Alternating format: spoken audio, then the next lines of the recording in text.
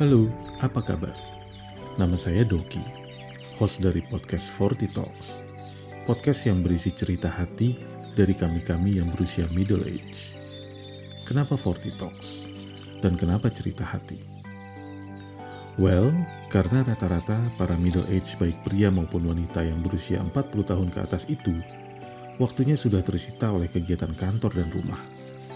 Saking padatnya, kadang kita udah mulai susah untuk nyari waktu buat ketemu teman, sekedar say hi, chit-chat, ngalor ngidul, bahkan curhat sama sahabat terdekat. Kadang pas ketemu timingnya, sahabat kita yang kebetulan lagi sibuk. Akhirnya hampir semua masalah yang kita hadapi dipendam sendiri di dalam hati. Padahal itu kurang bagus loh, karena memendam masalah dalam hati itu bisa memicu stres yang berkepanjangan. Padahal di zaman pandemi ini, kita butuh banget imunitas tubuh yang sangat bagus. Based on pengalaman beberapa teman, akhirnya saya dan beberapa sahabat mencoba membuat channel podcast ini untuk menjadi semacam stress release dalam skala kecil. Mungkin dengan adanya channel ini, kami bisa sedikit membantu. Minimal mengangkat sedikit beban. Jadi buat teman-teman, kakak, adik, atau siapapun yang merasa punya unek-unek dan butuh teman untuk cerita, jangan ragu.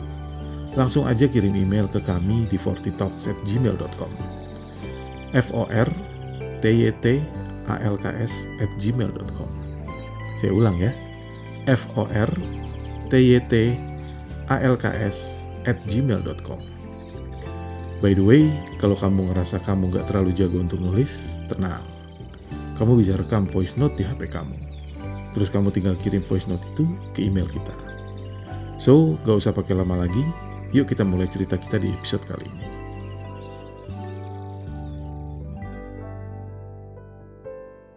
Ini adalah kisah nyata yang ditulis oleh Kak Dedi Vansopi sebagai sebuah pelajaran tentang cinta. Kisah pohon matoa di halaman rumah.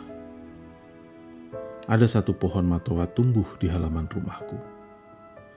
Ditanam oleh Mas Danang, kekasih dari Mbak Yuku Indri. Ketika hubungan khusus mereka masih terjalin. Aku katakan begitu karena pada akhirnya hubungan itu kandas.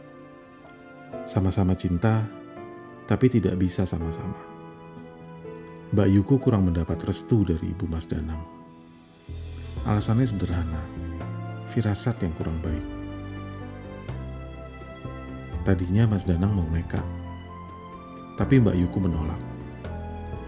Kamu tahu, Mbak Yuku sangat patuh sama ibu. Maka Mbak Yuku pun ingin kekasihnya itu juga patuh terhadap ibunya.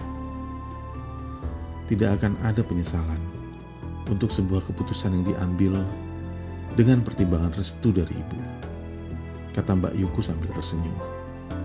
Tapi tetap saja air matanya gagal mengelabui kehancuran hatinya. Mereka pun berpisah.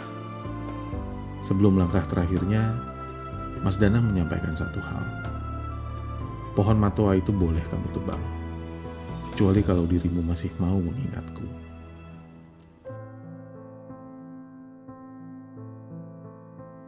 Kemudian dalam waktu yang singkat, Mbak Yuku mengambil langkah dramatis dalam hidupnya.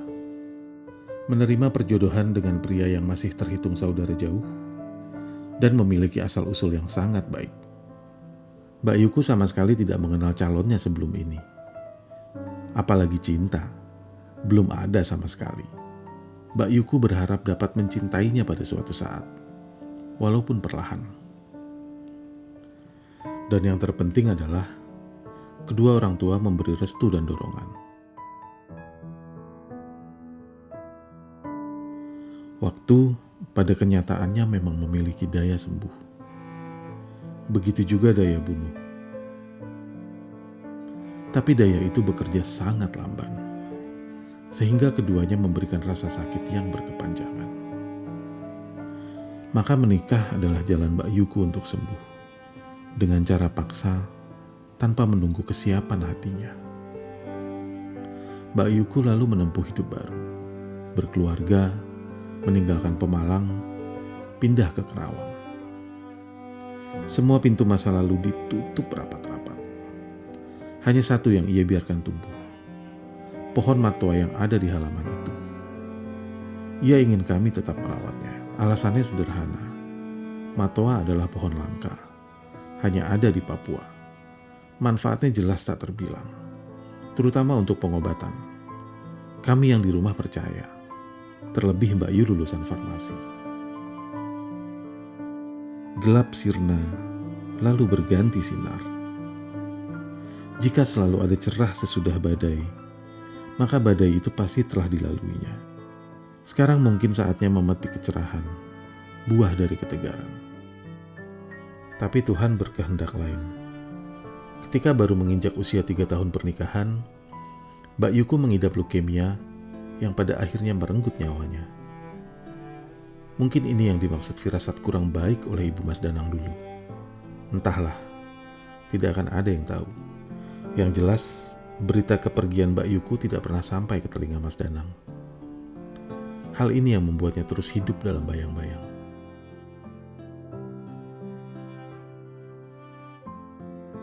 Ternyata Mas Danang cukup sering melakukan perjalanan Semarang-Jakarta.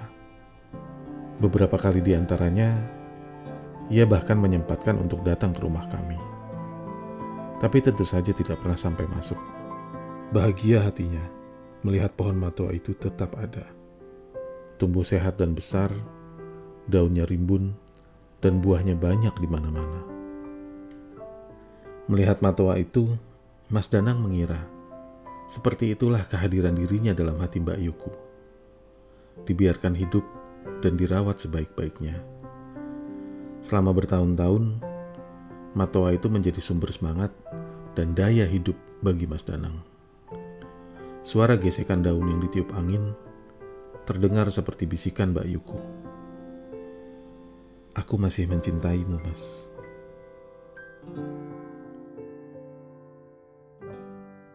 Sampai pada suatu sore, di kunjungannya yang entah kesekian, ketika ia sedang hanyut memandangi pohon matoa itu, tak sadar ibuku memergokinya.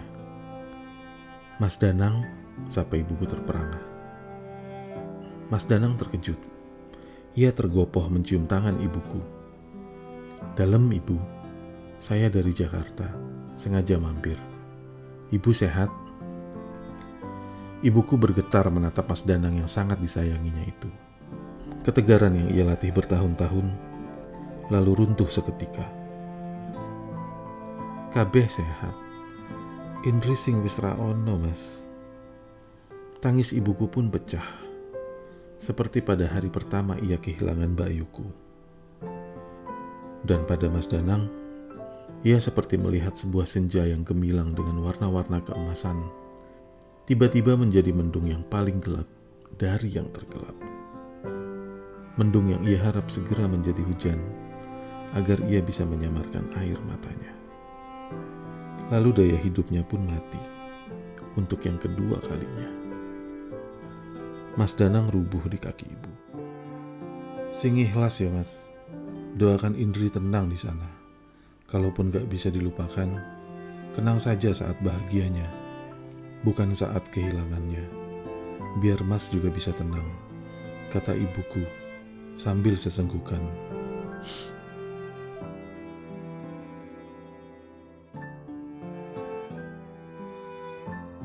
Aku berkali-kali berhenti ketika menulis bagian ini. Seandainya cerita ini kutulis dengan pena di atas kertas, mungkin huruf-hurufnya sudah meleber, memudar oleh keringat dan air mata, mengenang kembali dua orang yang berbagi tangis, ditinggal oleh belahan jiwa. Mas Danang lalu bangkit. Tak lama kemudian, Bapak mengantarnya ke makam Mbak Yuku. Pulangnya ia minta izin memetik buah matoa itu untuk ditanam di halaman rumahnya. Akan ia rawat sepanjang umurnya, agar tak ada lagi perpisahan untuk ketiga kalinya. Teman-teman, seperti Mas Danang, kadang ada cinta yang tidak bisa kita miliki, tapi tetap bisa kita rawat. Itu jauh lebih baik daripada cinta yang bisa kita miliki, tapi tidak bisa kita rawat. Jangan dulu ingin memiliki sebelum ada kesanggupan untuk merawat. Karena merawat tak hanya butuh sebuah usaha. Jauh di atas itu, juga butuh sebuah keikhlasan.